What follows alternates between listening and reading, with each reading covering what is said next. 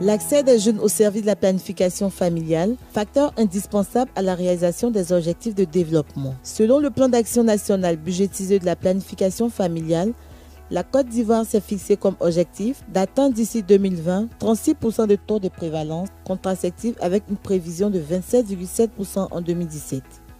Le taux de prévalence enregistré en Côte d'Ivoire est de 20,06 au titre de l'année 2017, ce qui est largement en dessous des objectifs fixés. Ce faible taux de prévalence est dû à plusieurs facteurs, notamment l'accès insuffisant des jeunes au service de la planification familiale.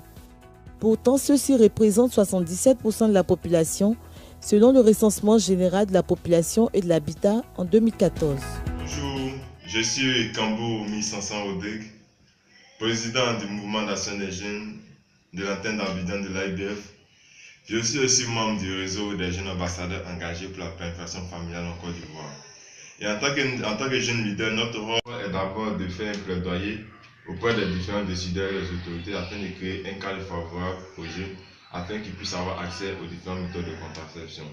À côté de cela, nous faisons aussi la sensibilisation, la communication de masse afin que tous les jeunes de Côte d'Ivoire puissent avoir accès aux différentes méthodes de contraception et aussi avoir l'information que ces méthodes-là existent. Car c'est vraiment important. Il peut bien avoir les méthodes de contraception, mais si les gens n'ont pas l'information, ça devient compliqué. Donc c'est là notre rôle afin de les sensibiliser pour qu'ils puissent avoir accès à ces différentes méthodes de contraception.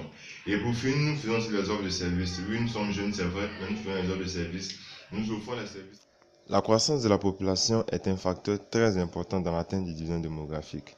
Et cette croissance constitue un véritable blocage au développement du pays, avec ces différents cas de jeunes qui sont déjà sexuellement actifs à un très bas âge et qui ont une sexualité à risque, c'est-à-dire que ces jeunes-là ont des rapports sexuels sans même utiliser des méthodes de contraception, d'où surviennent les différentes grossesses non désirées, les grossesses précoces et les grossesses en milieu scolaire. Et ces grossesses vont augmenter le taux de croissance de la population au niveau du pays.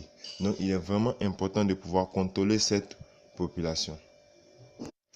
Pour mieux contrôler cette croissance rapide de la population, il est important de pouvoir faire adopter la planification familiale à l'ensemble de la population, qui va permettre d'espacer et de limiter les naissances. Aussi, la planification familiale présente plusieurs avantages sur le plan économique, sur le plan social, sur le plan environnemental et au niveau de la santé. Ainsi, la croissance de la population ayant été maîtrisée, le dividende démographique pourra être atteint. Par ailleurs, le véritable défi qui est le sujet majeur est l'acceptation de la planification familiale par la population et la disponibilité des différents produits de contraception. D'où l'État ainsi que les différents acteurs dont nous en faisons partie doivent encore fournir assez d'efforts afin que la communication soit axée sur les méthodes de contraception et que les produits soient disponibles dans les différents centres de santé afin que tous les jeunes et toute population désirant utiliser une méthode de contraception puissent en avoir.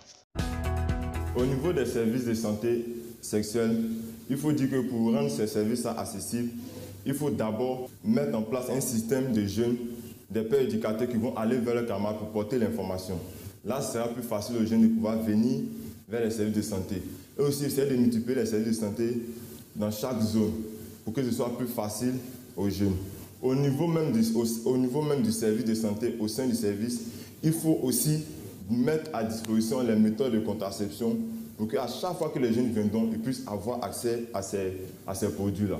Et au niveau des prestataires, former les prestataires pour que lorsque les jeunes viendront, ils s'y sentent à l'aise et qu'ils soient heureux de venir à chaque fois dans ce lieu pour pouvoir se faire traiter. Comme ça, ce sera plus facile de pouvoir vraiment atteindre les jeunes en ce qui concerne les SFP.